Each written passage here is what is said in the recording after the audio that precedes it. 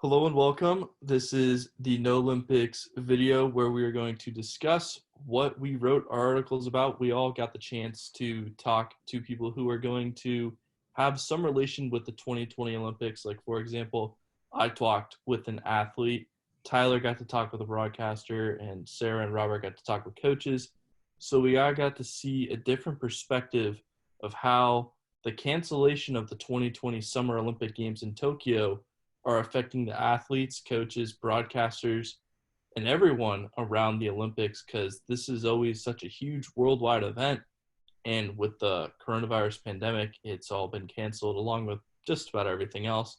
So let's start with Sarah. Sarah, who did you get the chance to talk to and what did you learn from them? So I talked to Jeremy Fisher. He's a track and field coach for a few different athletes who are both participate in the Olympics and like world championships and everything for NCAA and all of that.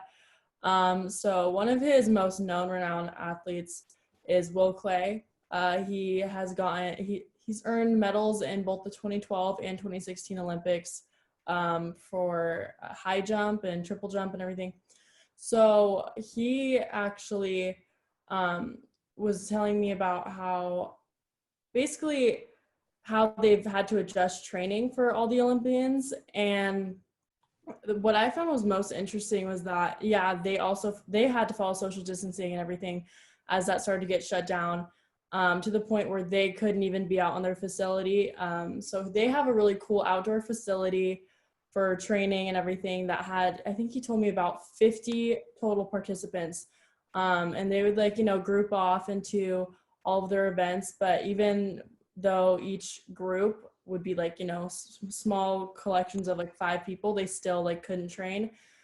So he was telling me about how basically they had to do a lot of sports psychology based training programs, which was more of mentally running through their whole cycle of what they do. So for a lot of his high jump athletes, they have to go through their whole regimen ritual of what steps they're going to take before they jump and everything. And so they have to mentally go through it over and over and over again in order to mentally stay in it, as 2021 comes around, because they can't physically really do a lot of that training. And then they just switched up a bunch of their physical workouts, because when he talked to me and he said that weekend that was coming up was going to be one of their first big competitive weekends that they were really gearing up for.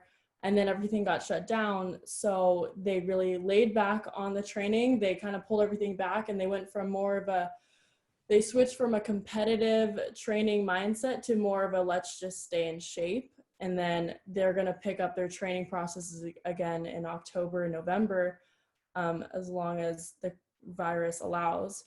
So I just thought it was really interesting, listening to him talk about his athletes and everything going on. He was a really personable guy. You could tell that he genuinely cared about his athletes and their well-being. He would check in on them at least once a week, and just make sure that everyone's doing okay. But he seemed to be pretty optimistic about everything going on. And it was really interesting getting to talk to him and get his perspective on everything going on.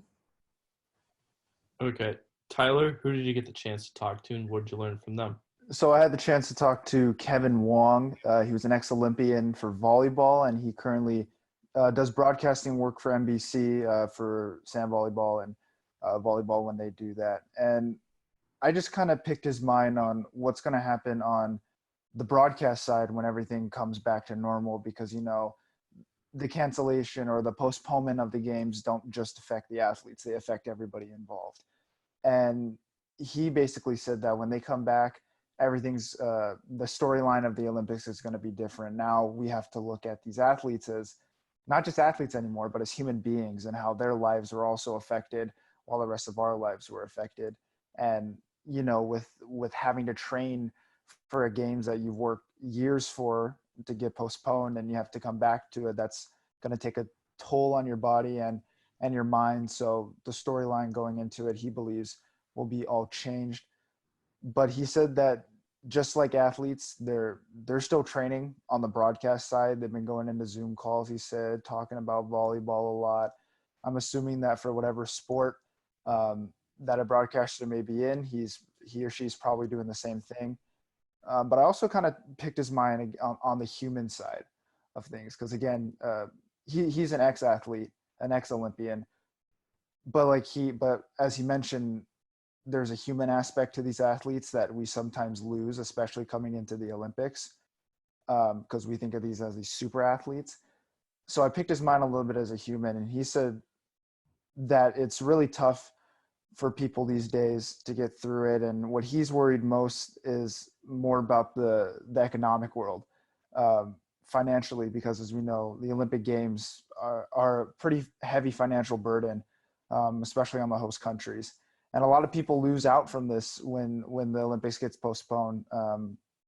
I found a thing that said that the U.S. ticket holders were going to get refund immediately, even if they bought X amount of tickets. They weren't going to get their money back. So Kevin Wong, just hopes that economic state can come back before we really start to worry about sports, which I think is a pretty interesting aspect when you think about someone who competed in the Olympics, is still around the Olympics, and he's not even worried about the games. He's more worried about the human side of the world. Robert, who'd you get the chance to talk to, and what'd you learn from them? I got the opportunity to talk to Zeke Jones, who currently is the Arizona State University head wrestling coach and was the Olympic freestyle coach in 2004 and the head coach of Team USA in 2012. And because of his position as a coach, he talked a little bit more about how he would like try and help his athletes through this time, because with wrestling, it's rather complex compared to other sports because it involves two people to train adequately. You need another person to wrestle. And with the COVID-19 pandemic forcing people to stay apart, on it makes athletes a lot more, it puts them in a bad spot because they aren't like allowed to be with other people except for those who they are living with. So what he has done for his ASU athletes was he basically told them to take a piece of equipment from their facility and just take it home with them until whenever they come back. Could be this fall, 2021, you never know. So he spoke about like he had his athletes take some equipment home if they happen to live with another wrestler, which could be a pretty slim chance, then that. But for right now, just take it a day at a time and just try and stay, like you guys said, as fit as you can. But also, he spoke a lot about just like how this year could really affect the Olympic team, because some of his athletes, he coaches a collegiate team, and these are very young wrestlers. So Colton Schultz and Zahid Valencia, just two of his athletes, he said, had the upper hand with this year not having the Olympic Games, because they'll have more time to rest and more time to train. But if you are an older wrestler, then you basically don't have as much of a fighting chance next year than you would this summer, because you'll be a lot more vulnerable and you could be a lot more tired trying to train for that extra year. When you're older, you have a lot more going against you. So Zeke really tried to he really tried to explain that if you are an athlete, you really have to try and just take it a day at a time and just stay fit as you can, but don't overwork yourself, or else you'll be putting yourself in a very bad spot for next year. Yeah. So I got the chance to talk to Grant House, a swimmer at Arizona State University, who was on his way to being a competitor in the 2020 Olympic Games. And he said one of the same things that Robert, you just pointed out, is that he feels like he's a leg up with this time off, because the male athlete doesn't peak until he's about 25, 26, or 27. And so as a 20-year-old, he has the opportunity to use another year of which he was just training, and he's going to use another year to do the same exact thing, get stronger mentally, stay more in shape, and continue to get ready for the Olympics, when a returning Olympian already has that experience, so they don't need that extra year. In fact, it hurts them because the new competitors now have that extra year to train to get on their level, and they have that extra year where they age a little bit more. So that hurts them a little bit. But when I was talking with Grant, he seemed like he was in a really good state of mind. It seemed that when he was training with the USA swim team in Tempe, that the returning Olympians gave him a sense of ease and said, hey, it's going to be fine. You're going to benefit from this. We're all going to be fine. We're all going to still make the Olympic team. We're all still going to go there. We're still going to compete, assuming that the 2021 Olympics still happen. And that he's just been finding ways to stay in shape without being in the water. He said this is the longest time he's spent without training swimming wise since he was like 6 years old. And I think that just speaks to how much these athletes have to put in to their routine just to get there. Like for us in our dreams as being like a sports journalist and stuff like that, you know, we don't have to like go to work every single day just to get better. Like we kind of just like, you know, we work on our grind, you know, every week. But these guys have to train for several hours every day just to be at the top of their game. And it's incredible the sacrifice they've made. And you see how they were so close to getting to their goal, and now they just have to wait one more year because of something that they don't really have any control over. You know, for some of them, it's really unfortunate, but they all know that they will get there eventually, and that this will end up being all right. Any other notes that you guys want to throw out there? I'm curious to see, like, what was there anything, like, any funny stories behind, like, trying to get in contact with any of the people you interviewed, or was there any, like, side anecdotes that went along with your interviews?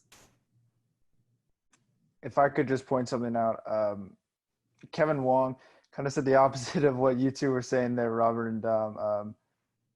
Kevin actually feels that it's going to be harder on the younger athletes because they have less financial support. Again, coming back to the economic side of things. And he said he thinks the older athletes have an advantage in a way because they get time to rest their bodies from all the training. They can take a little bit of period in there, he thinks, to kind of rest up and heal up before they get back. And they know how their body works better, so they can prep their bodies to peak at the right time. I just found that kind of interesting that you two found people who were saying that this is going to hurt the younger athletes, but then I found somebody who said it isn't. So it's a weird spectrum in there that it's hard to find what the real answer will be until the games actually come around. Yeah, I kind of like agree with you, Deb, but at the same time, money won't win you an Olympic medal. Exactly. So it's really just like, if you like, as much as like it is true, like some older people, they'll be in a better financial spot, but if you're not, like, it's the Olympics, you're competing against the best of the best. It's literally and figuratively going to be a survival of the fittest. So if you're there and you're not competing at the top of your game, then it could almost be for nothing. Right. As much as we don't want to look at it that way, but yeah, I understand where you're coming from. Yeah, I agree with you, Robert. One thing that Jeremy Fisher told me was he was mentioning a ASU alum, Chris Bernard, and he was saying how compared to Will Clay, he called Will Clay, like, you know, the top 1%, just the ones who are just, yeah, he's a really good athlete, but he also just has a natural gift for what he was doing. As opposed to Chris Bernard, he just mentioned that how he is a part of the crew that deserves recognition just for how hard he worked. He went to a community college. He didn't go right into a 4-year or D1 school. And then he went to ASU, and then that's when he finally was starting to pick up his skill level. And so he did say that, like, it was interesting to see how Chris Bernard would perform because he did see him as a very potential Olympic candidate.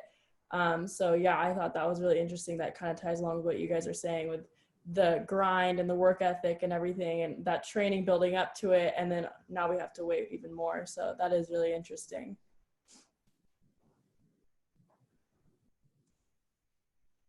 Any other notes? No. Okay, that is going to wrap up this video. Thank you for tuning in to our No-lympics summary video. If you want to find any of our articles that go more in depth on each one of our stories, you can find that around the site on our No-lympics website. We thank you for tuning in, and we hope you have a good rest of your day.